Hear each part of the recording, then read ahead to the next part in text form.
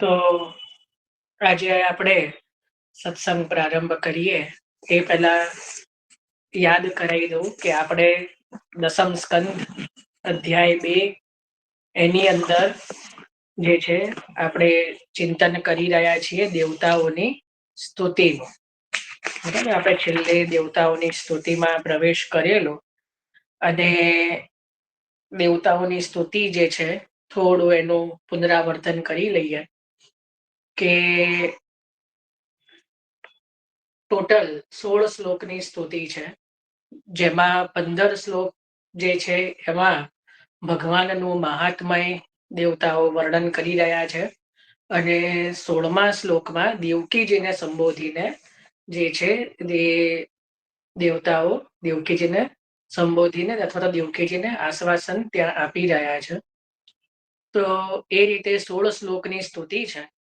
આપણે પહેલા પણ ચિંતન કરેલું છે કે થોડી આ સ્તુતિ જે છે એ જ્ઞાન માર્ગીય છે અને થોડી કલિષ્ટ એટલે અઘરી છે સમજવામાં ને એ રીતે, પણ એમાં બહુ ચિંતા કરવા જેવી નથી, કારણ કે દેવતાઓ જે સ્તુતિ કરે છે એ દેવતાઓની બુદ્ધિ અનુસાર કે દેવતાઓના એના અનુસાર કરી રહ્યા છે. આપણી એ પ્રકારેની બુદ્ધિ નથી, આપણી ભક્તની બુદ્ધિ છે. એટલે આપણને કદાચ એ દેવતાઓની સ્તુતિ યાદીમાં એટલો સમજ ન પડે કે એટલો ઇન્ટરેસ્ટ ન આવે તો ચિંતા કરવા જેવી નથી, કારણ કે આપણે દેવતા બનવું નથી અને દેવતાઓ વત સ્તુતિ કરવી નથી.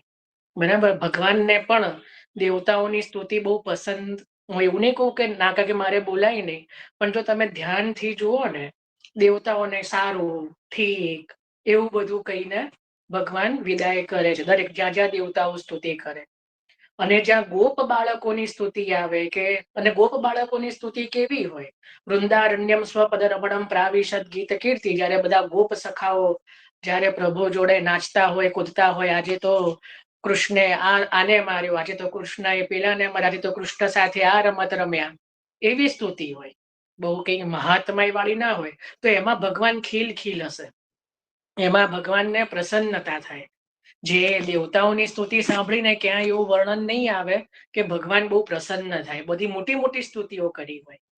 એટલે આનાથી એક વસ્તુ એ સમજવાનું કે ઘણામાં બહુ બધી કળાઓ હોય, બહુ બધી રીતે હોશિયાર હોય, પણ ભગવાનની પ્રસન્નતા શેમાં છે ને એને આંકવું બહુ અઘરું છે. અહીંયા મર્યાદા ભક્તની વાત છું, કઈ પુષ્ટિ ભક્ત નહીં. હા, મર્યાદા પુષ્ટિ ભક્તમાં જો કોઈ અહંકારથી કરે, અહંકારથી પણ જો થાય તો પણ પ્રભુને અહંકાર પ્રિય નથી. પણ જે દૈન્ય ભાવથી જે પણ સ્તુતિ કરવામાં આવે, દૈન્ય ભાવથી જે પણ સેવાનું કાર્ય કરવામાં આવે, એમાં પ્રભુ પ્રસન્ન થાય છે. તો આપણે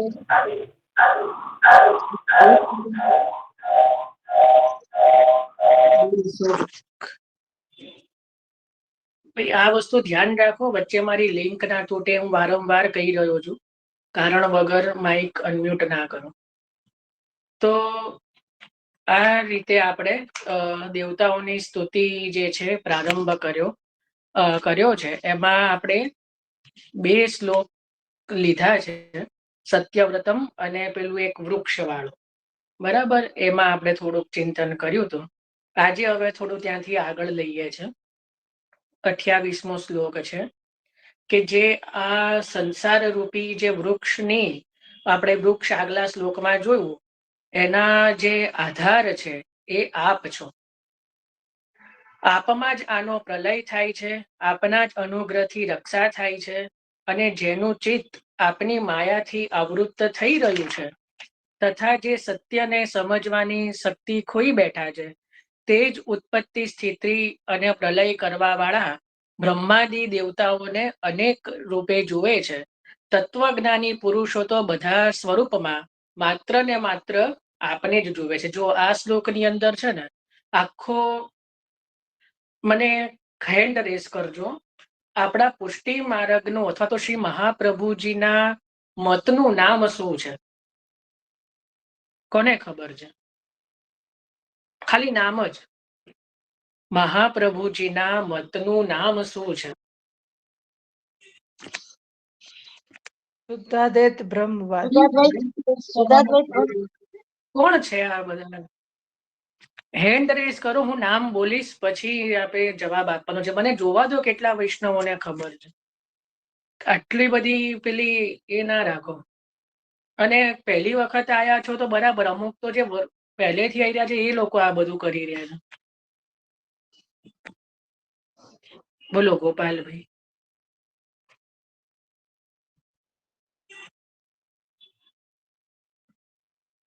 ગોપાલભાઈ.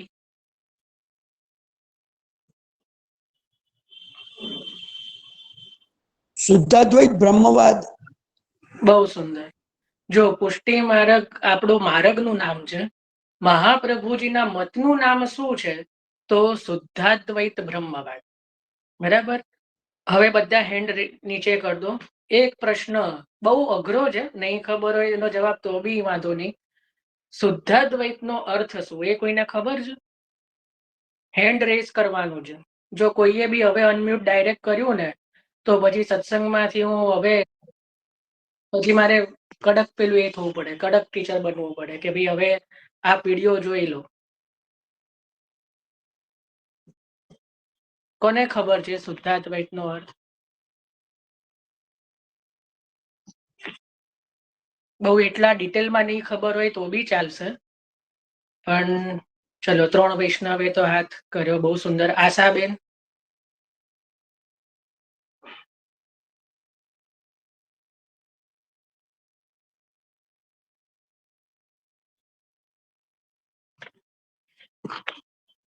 આશાબેન.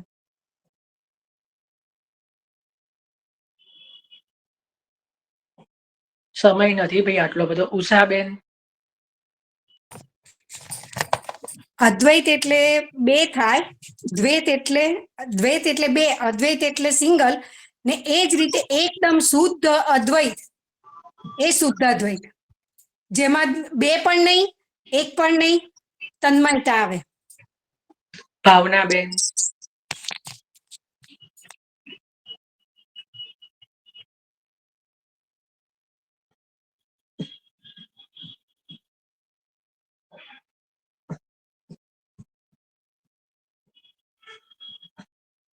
મને અવાજ નથી આવી રહ્યો કે અવાજ જ નથી આવી રહ્યો એમનો?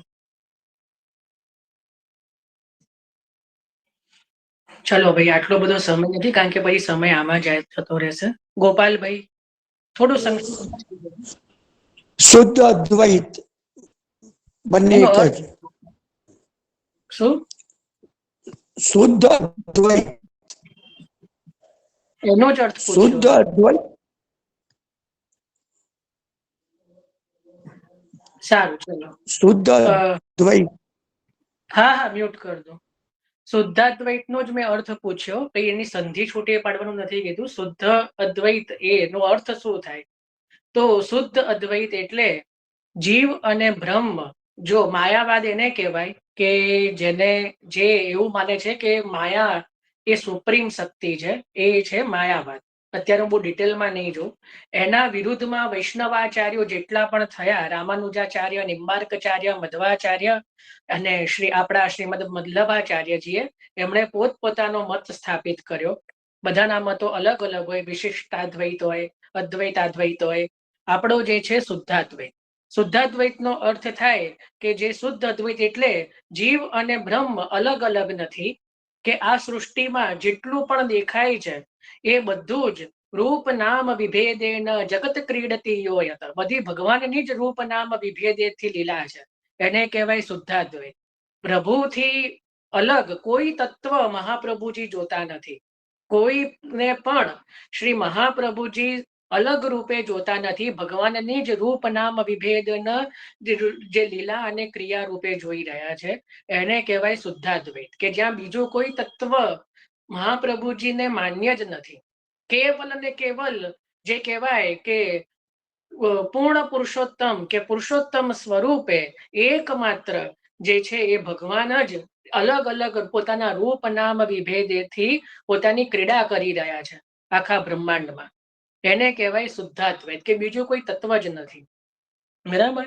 એટલે અહીંયા પણ તમે જુઓ, દેવતાઓ પણ એક રીતે તમે જુઓ ને તો શુદ્ધાદ્વૈત જ કહી રહ્યા છે કે ભાઈ જે અજ્ઞાની જીવો છે કે જેને એટલું બધું જ્ઞાન નથી, એ શું કહેશે કે આ કાર્ય બ્રહ્માએ કર્યું, આ કાર્ય મહાદેવજીએ કર્યું, આ કાર્ય આને કર્યું. પણ જે તત્વજ્ઞાની જીવો હોય એ તો સર્વ સૃષ્ટિના ઉત્પત્તિ, પ્રલય, રક્ષક સર્વમાં આપને જુએ છે.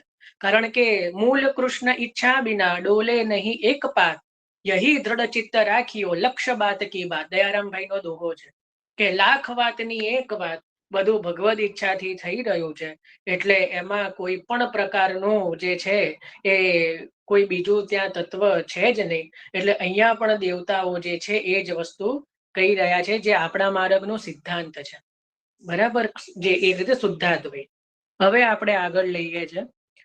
આગળ દેવતાઓ કે છે આપ જ્ઞાન સ્વરૂપ આત્મા છો, જે છે સચરાચર જગતના કલ્યાણ માટે જ આપે અનેક રૂપ ધારણ કર્યા છે. જો આ જ વસ્તુ રૂપ નામ વિભેદન, જો એ જ વસ્તુ આવી.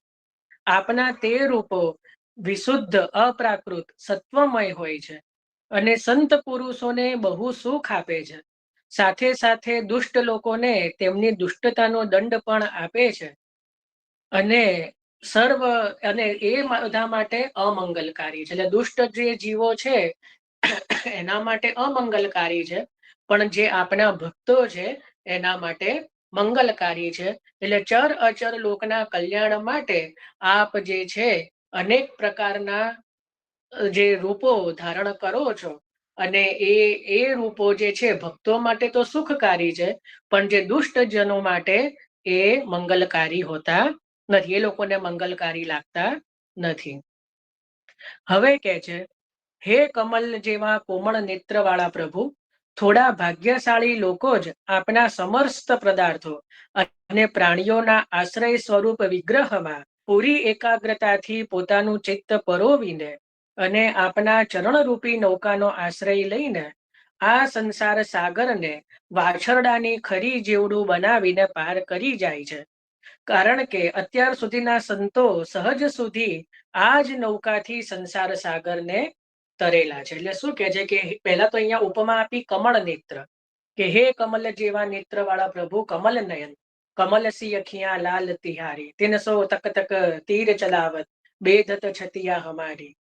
તો હે કમળ નેત્ર, જે આપના જેટલા પણ જે ભક્તો છે, જે સત્પુરુષો છે, એ આપના ચરણારવિંદના આશ્રય લઈને આ સંસાર સાગરને એવી રીતે તરી જાય છે કે જાણે કોઈ વાછરડાનું પગલું હોય. વાછરડાનું પગલું કેટલું નાનું હોય, એને આપણે ઓળંગવું હોય તો કૂદવાની પણ જરૂર ના પડે, એમનેમ જ આપણે પગ ઉપાડીને જઈ શકીએ. બરાબર, ખાલી નીચે પગલું પડ્યું હોય તો જે સંસાર સાગર અથાહ સમુદ્ર, હવે એ જ પગલાને જો કોઈ કીડી પાર કરવા જાય તો એને કેટલી મહેનત પડે, પણ આપણને મહેનત પડતી નથી. તો એ રીતે જેને ભગવાનના ચરણારવિંદનો આશ્રય લીધો છે, સુન સુર સબન કી યહ ગતિ, જે હરિ ચરણ ભજે, રજ ભયો મહર કે પૂત. એની અંદર મહાપ્રભુજીના સ્વયં વાક્ય છે કે સુન સુર સબન કી યહ ગતિ, જે હરિ ચરણ ભજે. જે ભગવાનના ચરણારવિંદ ભજે છે એ બધાને આ જે તે ગાયું સુરદાસજીને કહી રહ્યા છે, આપણે જોઈશું નંદ મહોત્સવનું સુખ એને સદા પ્રાપ્ત થશે. તો જે ભગવાનના ચરણારવિંદને જે ભજે છે, તો કાલે જ હું અષ્ટાક્ષરની ટીકા, ગુસાઈજીની કૃત એક અષ્ટાક્ષરની ટીકા જે મારા હાથમાં આવી, હું વાંચી રહ્યો હતો, પહેલા બી વાંચી હતી. એટલો બધો ખરેખર હું શું વર્ણન કરું. મહાપ્રભુજી ગુસાઈજીના તો ગ્રંથો એવા છે ને કે જેટલી વખત વાંચીએ ને એટલી વખત કંઈક નવું નવું જ જાણવા મળે. ગુસાઈજી ત્યાં કહી રહ્યા છે, મેં નહીં તો કેટલી બધી વાર ટીકા વાંચી હશે, પણ કાલે પાછું એક નવું વસ્તુ જાણવા મળી કે ગુસાઈજી શું કે છે કે જે આ હે પ્રભુ આપના, એટલે જે ભગવદ નામનો જે આશ્રય લે છે, એ ચાહે કદાચ બીજું કોઈ સાધન એની જોડે છે નહીં, કદાચ એ કરી શકવા માટે સક્ષમ નથી. માની લો કે કોઈ બહુ મોટી ઉંમરનું છે કે જે કોઈ પથારી વસશે, કોઈ મતલબ જેની જોડે કોઈ સાધન કોઈ કરવા માટે સક્ષમ જ નથી કોઈ બી રીતે, ચાહે યેન કેન પ્રકારેણ, એટલે શરીરના કારણે, ક્યાં તો કોઈ લૌકિક વૈદિકમાં કોઈ એટલું બધું ફસાયેલું હોય કે ભાઈ એને સેવા કરવા માટે એને સગવડ નથી, કે કોઈ પણ રીઝનથી, પણ જેને ભગવદ નામનો આશ્રય, કારણ કે એ તો મનથી લેવાનો છે, તમારું શરીર માદું છે, તમારું શરીર અશક્ત છે, તમે લોકવેદથી ઘેરાયેલા છો, પણ તમારું મન તો તમારા જ હાથમાં છે. તો જે કેવલ મનથી પણ જે ભગવદ નામનો આશ્રય લે છે, એને પણ જે છે સંસાર સાગર સમુદ્ર જે છે એ ક્ષણમાં પાર કરી દે છે. કેવી સુંદર વાત કરી કે કોઈ સાધનની અપેક્ષા નથી. કેવલ શું, કયું સાધન? કે જે મનથી પણ જે ભગવાનને જે ભજી રહ્યા છે, કે સ્મરી રહ્યા છે, ત્યાં તો સ્મરણની વાત છે. સ્મૃતિ માત્ર આરતી નાશન, શ્રી ગોસાઈજીએ નામ લખ્યું છે ને સર્વોત્તમ સ્તોત્રમાં, સ્મરણ માત્રથી આરતીનો નાશ કરનાર. હવે સ્મરણ એટલે તો કેવલ ભગવાનને મનથી યાદ કરવા, શ્રી મહાપ્રભુજીનું મનથી સ્મરણ કરવું. અને એ પણ જો આપણે ના કરીએ તો પછી વાંક કોનો? ને પછી કહીએ આટલું બધું કર્યા તોય અમને તો આવું છે, તો એમાં વાંક કોનો? તો કારણ કે પ્રભુ તો ખરેખર બહુ પરમ દયાળુ છે. તો અહીંયા પણ એ જ વસ્તુ કહી રહ્યા છે કે કેટલાય અત્યાર સુધીના કેટલાય જે ભક્તો છે એ કેવલ આપના નામ સહારે જ આ સંસાર સાગરને તરી ગયા છે. કલયુગ કેવલ નામ આધારા, જે ડૂબે સો ઉતરે પારા. આ એક પંક્તિ છે. જો આપણે સામાન્યતઃ નદીમાં ડૂબી જઈએ તો ધારો કે ડૂબ્યા, આપણને તરતા નથી આવડતું, તો ગયા, તો પછી વાત જ પતી ગઈ ને. પણ ભગવદ નામ રૂપી નદી એવી છે કે જે એમાં ડૂબે છે એ પાર લાગી જાય છે. આ એક ભગવદ નામ, આ લૌકિક નદી છે. લૌકિક નદીમાં તો ડૂબ્યા, કે લૌકિક સમુદ્રમાં તો ડૂબ્યા તો વાત પતમ, પછી ખલાસ પછી તો. પણ આ ભગવદ નામ રૂપી એવી નદી છે કે જે એની અંદર ડૂબે છે એ પાર પામી જાય છે. એટલે કલયુગ કેવલ નામ આધાર, કલયુગમાં કેવલ એક નામનો આધાર છે. જો ડૂબે સો ઉતરે પારા, જે ડૂબ્યા છે એ જ પાર ઉતરશે. તો આ ભગવદ નામનો પ્રતાપ છે. હવે આગળ આપણે 31મો શ્લોક લઈએ છીએ. આ એટલા માટે હું ફટાફટ લીધું ને, પહેલા પણ હું કહી રહ્યો છું કે ભાઈ દેવતાઓની સ્તુતિ છે એટલે એમાં મહાપ્રભુજી પણ કઈ એટલું બધું વિસ્તારથી કઈ નથી લખી રહ્યા. જ્યાં જ્યાં એવું લાગે છે ત્યાં હું લઈ જ લઈશ, બરાબર? એટલે પાછું ઘણાને એવું મનમાં ના થાય. હવે 31મો શ્લોક છે. હે પરમ પ્રકાશ સ્વરૂપ પરમાત્મન, આપ ભક્તજનો સંપૂર્ણ સંસારના નિષ્કપટ પ્રેમી અને સાચા હિતેશી હોય છે. શું કહે છે? આપના જે ભક્ત, હવે ભક્તજનોની સ્તુતિ કરે છે. આપના ભક્તો, આપણે ભક્ત છીએ કે નહીં કેવી રીતે ખબર પડે? તો જે ભક્તજનો છે એ નિષ્કપટ પ્રેમી અને સાચા હિતેશી હોય છે, હિત કરનારા બધાનું. અને નિષ્કપટ પ્રેમી, કોઈ પણ જાતના કપટ વગર પ્રેમ કરનાર છે. જો શિક્ષાપત્રનો એક શ્લોક છે, દાસ્ય સેવા પ્રકુવિતમ યાવજ જીવમ સ્વધર્મર્થ ન ફલાર્થમ ન ભોગાર્થમ ન પ્રતિષ્ઠા પ્રસિદ્ધયે શુદ્ધ ભાવ પ્રબોસ્થાપ્યો ન ચાતુર્યક પ્રયોજકમ અંતર્યામી સમસ્તા નામ ભાવમ જાનાતિ માનસ. આ કદાચ કોઈએ વાંચ્યો હોય કે તો સાંભળ્યો હોય. આ ઘણા બધા મંગલાચરણમાં પણ આ શ્લોક આવતો હોય છે, બરાબર? તો શું કીધું છે? ન ફલાર્થમ ન ભોગાર્થમ ન પ્રતિષ્ઠા પ્રસિદ્ધ. જેટલા પણ અત્યારે ઇન્સ્ટાગ્રામ ઉપર જે ભગવદ સેવાનું જે પ્રદર્શન કરે છે, કે જે બીજા સોશિયલ મીડિયા પર, એના માટે તો શ્રી શિક્ષાપત્રમાં શ્રી હરિરાયજીએ બહુ પહેલા જ લખી દીધું છે કે દાસ્ય સેવા પ્રકૃતિમ, આપણો દાસ તો ધર્મ છે, સહજ ધર્મ છે. જેમ આપણે નોકરી પર લાગ્યા હોઈએ તો નોકરીમાં આપણે જે બેંકમાં જઈને લાંબા પગ, ધારો કે બેંકમાં હોય તો લાંબા પગ કરીને બેસી જઈએ તો પગાર મળી જાય? ના મળે. આપણે જે કામ આપણને સોંપ્યું છે કરીએ તો આપણને પગાર મળે.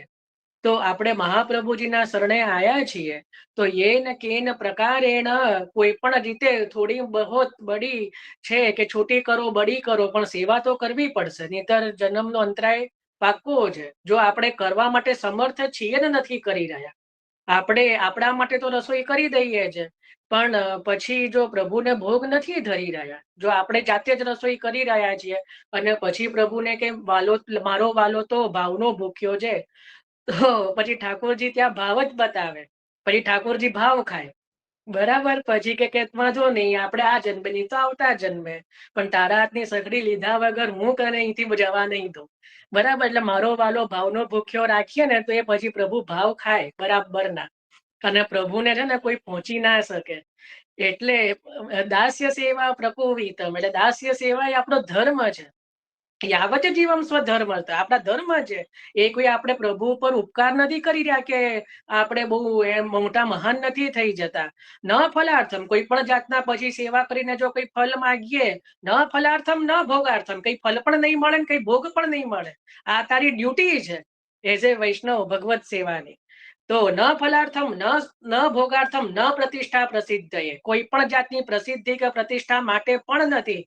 જો કરે તો જન્મનો અંતરાય થાય. જો એ અત્યારે તો ઇન્સ્ટાગ્રામ ઉપર પેલા આરતી કરતા હોય, જે બી હોય, નાદ સૃષ્ટિ કે બિંદુ સૃષ્ટિ, દર્પણ બતાવતા હોય અને લોકો નીચે વાહ વાહ જય હો ચાલુ કરી દે. અલા એ એમનો ધર્મ જ છે, એમની ડ્યુટી છે, એમને કરવાની જ છે. એના વિડીયો મૂકવાના જ ના હોય, ના કરે ત્યાં પ્રોબ્લેમ છે. બરાબર, એમાં કઈ જય હો નથી. આટલે ખાલી એક દર્પણ હાથમાં લઈને બતાવ્યું, એમાં શેનું જય હો? એ કરવાનું જ હોય. એ આપણો ધર્મ છે, એ આપણો પોતાનો આપણી સ્વ ડ્યુટી છે. જેમ આપણે આપણું છોકરું હોય એને પાલી પોષણ ને એને મોટું કરવાનું જ છે. એને તમે રસ્તા ઉપર મૂકીને ના આવી શકો. તો તમારા માથે જ્યાં ઠાકોરજી બિરાજે છે, વૈષ્ણવ થયા છીએ, તો એ આપણી ડ્યુટી છે, સહજ ધર્મ છે. એને સહજ ધર્મ કહેવાય. ધર્મના પણ અનેક પ્રકાર હોય, એમાં એક છે સહજ ધર્મ. સહજ ધર્મ એટલે કે જ્યારે કોઈ માતા પિતા બને, બાળક જ્યારે આવે તો એને પાલન પોષણ કરવું એ કોઈ ઉપકાર નથી કરી રહ્યું. તમે બાળકને પેદા કર્યું છે તો એ તમારો સહજ ધર્મ છે કે એને પાલી પોષીને તમે મોટો કરો. આને સહજ ધર્મ કહેવાય. તો એ જ રીતે આપણે વૈષ્ણવ થયા છીએ તો એ આપણો સહજ ધર્મ છે કે આપણે ભગવદ સેવા, ભગવદ ગુણગાન કરીએ જેટલું બને એટલું. એમાં કઈ વાહવાહી ને એની પ્રતિષ્ઠા ને એની પ્રસિદ્ધિ કરવાની હોતી નથી કે આજે તો મેં 10 માળાઓ કરી દીધી, આજે તો મેં આવી સામગ્રી કરી દીધી, આજે તો મેં આટલા ભારે ભારે બત્તીના શ્રૃંગાર કર્યા. એ કરો ત્યાં પ્રોબ્લેમ છે. કરવા ના જોઈએ. જો તને એવી પ્રભુએ અવડત સગવડ આપી છે, એટલી પેલી કલા આપી છે, તો એ તારો ધર્મ છે, કરવાનો જ છે. તો એમાં કઈ બહુ મોટી વાત નથી. તો કઈ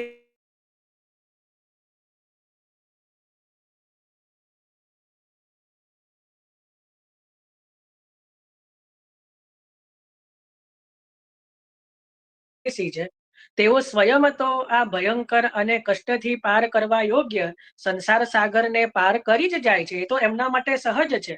પરંતુ બીજાના ઉપર પણ કલ્યાણ કરવા માટે જે છે એ ચરણ ભગવાનના ચરણ કમળ રૂપી નૌકા સ્થાપિત કરી જાય છે. કારણ કે સત્પુરુષો પર આપની બહુ કૃપા છે. જો તમને બહુ મજાની વાત કહું, આપણે જોડે જોડે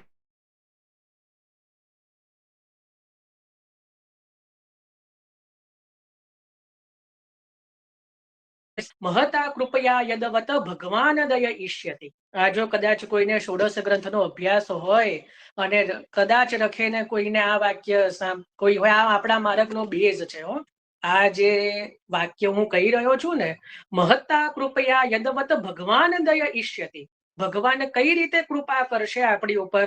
મહાપ્રભુજી કે છે મોટાઓ દ્વારા. મહત્તા એટલે ભગવદીઓ દ્વારા.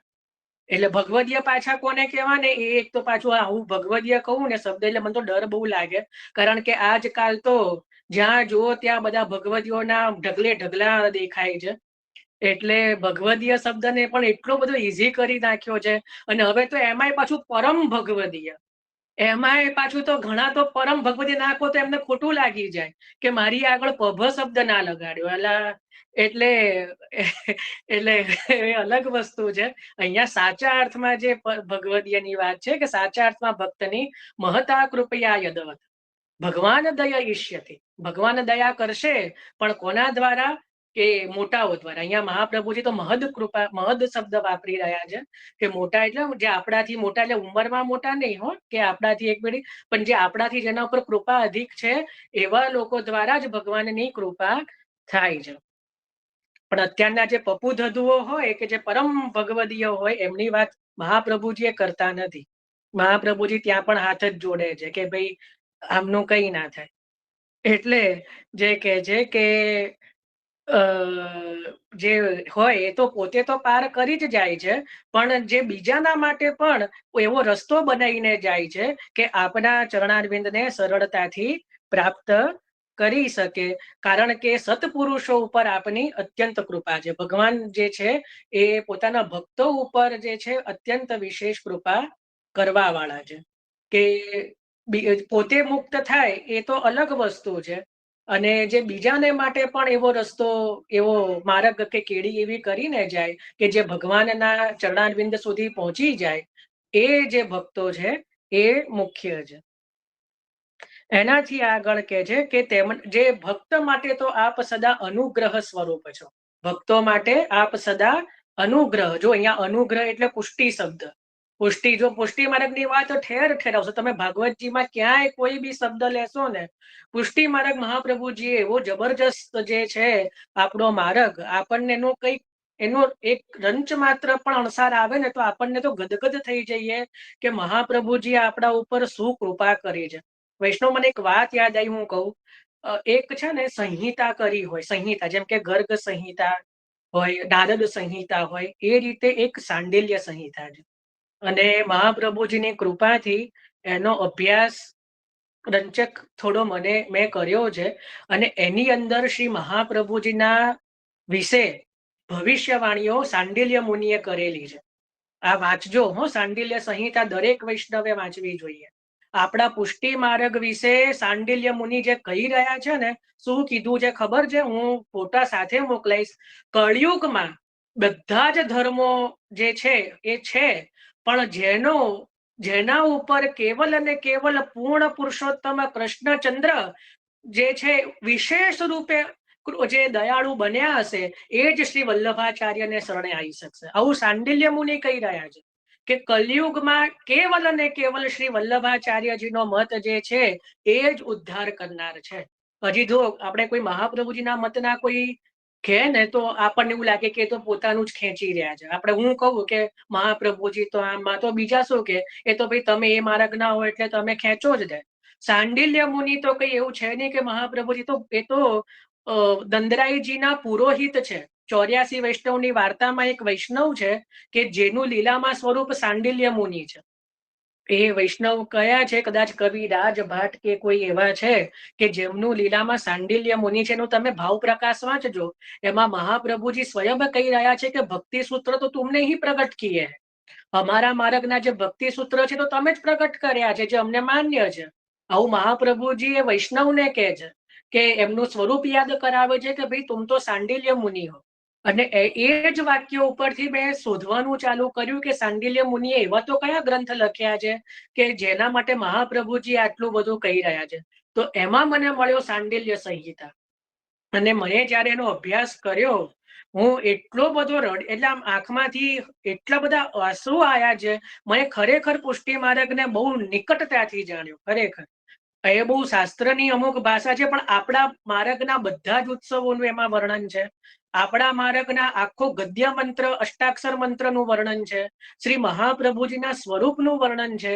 શ્રી ગુસાઈજીનું વર્ણન છે. શ્રીનાથજીના તો 6 સ્વરૂપો બતાવ્યા છે. આપણે તો કેવલ દેવ દમન, ઇન્દ્ર દમન, નાગ દમન 3 જ જાણીએ છીએ.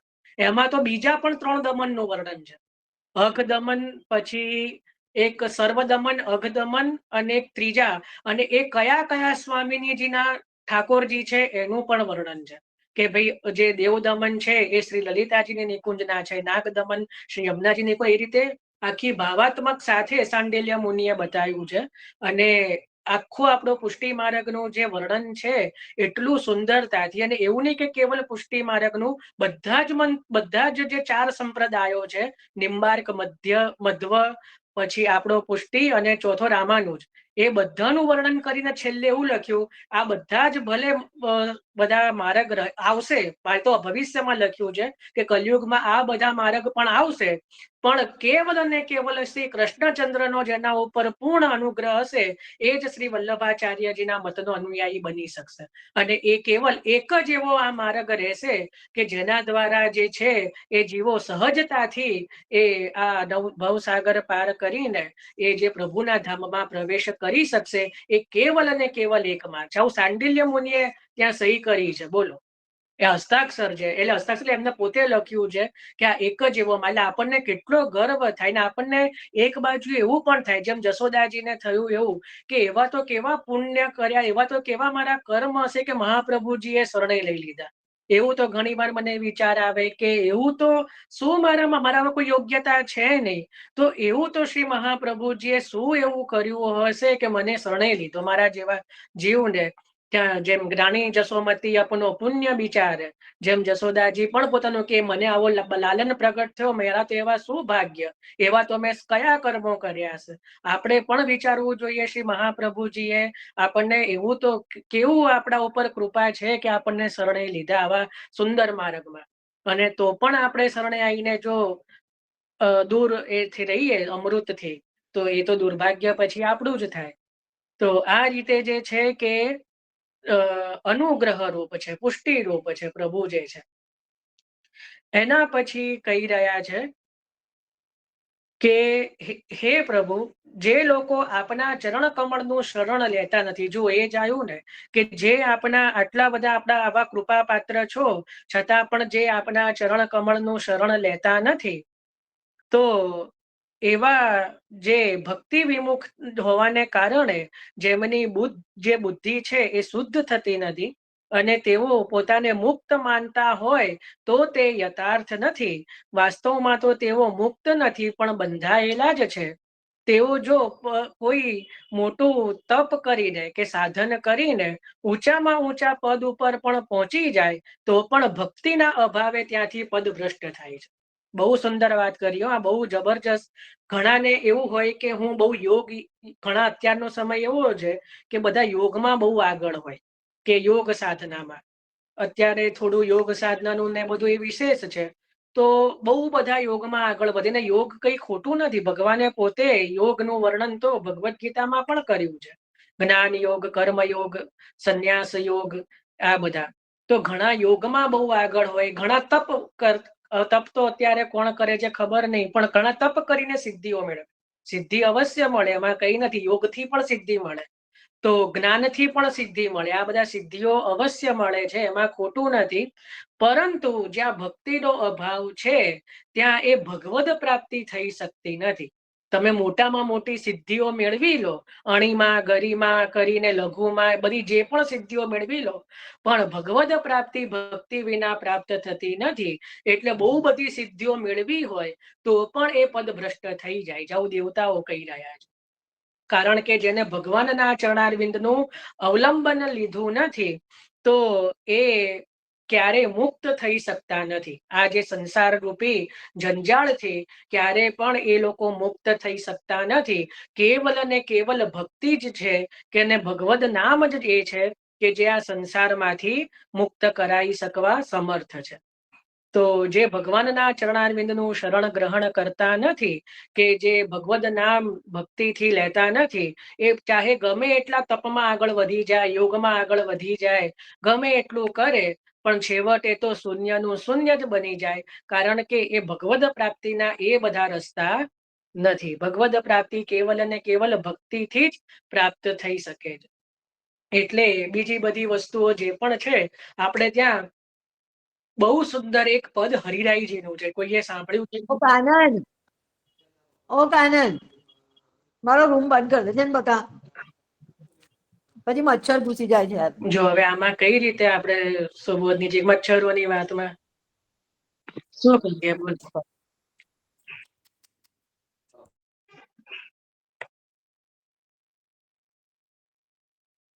કેટલી સુંદર આપણી ચર્ચા ચાલી રહી છે, એમાં વચ્ચે આ રીતે થાય, કેટલું બધું આમ જયારે કેરીનો રસ પીતા હોઈએ ને અને વચ્ચે કંકર આવે ને, આ એના જેવું છે.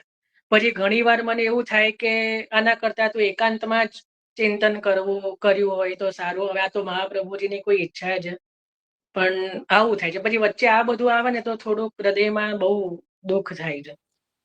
સોરી, હું મ્યુટ કરવાનું ભૂલી ગઈ. હા, આઈ એમ સો સોરી. મને એનો વાંધો નથી. વાંધો એ છે કે કેટલું સુંદર અત્યારે આ ચર્ચા ચાલી રહી છે, તો એમાં આપણું ચિત્ત હોવું જોઈએ ને. એમ મને પ્રોબ્લેમ ત્યાં છે. મને તમારો એના કોઈનાથી પ્રોબ્લેમ નથી, પણ વિષય બહુ ગંભીર ચાલી રહ્યો છે, તો એમાં થોડું બધાનું એ રાખો, વાંધો નહીં. તો હવે મહાપ્રભુજીનું એક પદ છે, કોઈએ સાંભળ્યું છે કે નહીં ખબર નહીં. જપ તપ તીરથ નેમ ધર્મ વ્રત મેરે શ્રી વલ્લભ પ્રભુજી કો નામ. મહાપ્રભુજી હરિરાય મહાપ્રભુજી તો એવું કહી રહ્યા છે કે જપ તપ તીરથ વ્રત જેટલું સંયમ કર્મ જપ તપ તીરથ વ્રત સંયમ મેરે શ્રી વલ્લભ પ્રભુ મેરે શ્રી વલ્લભ પ્રભુજી કો નામ મેરે કહેતા હૃદય ઉપર આમ એક વિશેષ મારા શ્રી વલ્લભ પ્રભુજી કો નામ વિચાર કરો હરિરાયજીએ કઈ ભાવાવેશમાં આ પદ લખ્યું હશે એનું તમે ખાલી એકવાર આપણે એનું ચિંતન બી કરીએ ને તો સમજમાં આવે જપ તપ તીરથ વ્રત સંયમ મેરે શ્રી વલ્લભ પ્રભુજી કો નામ બીજા કશાને માનતા પણ નથી શ્રી હરિરાય મહાપ્રભુજી કેવલ અને કેવલ ભગવદ નામની વિશેષતા છે તો આ રીતે જે છે એ અહીંયા કહી રહ્યા છે કે ભગવદ ભક્તિ વગર જો કોઈ યોગ જપ તપ કે ગમે તેનાથી યોગ આદિથી પણ જો આગળ વધે પણ એનાથી એને કશું પ્રાપ્ત થતું નથી.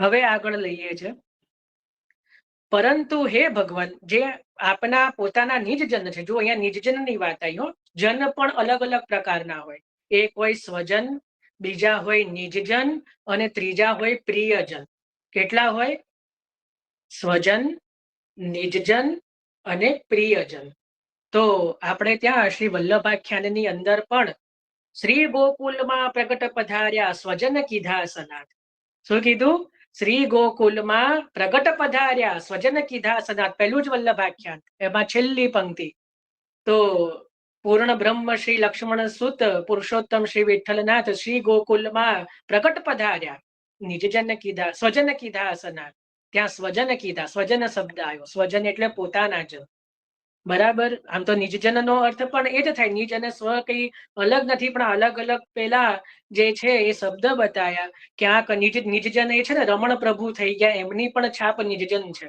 ચતુર્થ ઘરમાં આમ તો ચતુર્થ ઘર એટલે આમ તો બડે મદન મોહનજી ના ઘરના બાલક બડે મદન મોહનજી જે મથુરા છે આપણે જે વાત કરી હતી પેલા પુરુષોત્તમજી જે ખ્યાલ વાળા જેમણે બધા રસિયા ગયા એમના જ ત્યાં આગળ વંશમાં જે છે રમણ પ્રભુ થયા એ રમણ પ્રભુની પણ છાપ છે નિજજન આપને ગોકુલનાથજીમાં બહુ આસક્તિ એટલે ગોકુલનાથજી વાળા ગણાય છે પણ એમની છાપ છે નિજજન એટલે નિજજન પણ એક પ્રકાર છે ને બીજા છે પ્રિયજન પ્રિય એટલે વહાલાજન તો એવા જે છે કે અહીંયા કહી રહ્યા છે કે આપના જે નિજજન છે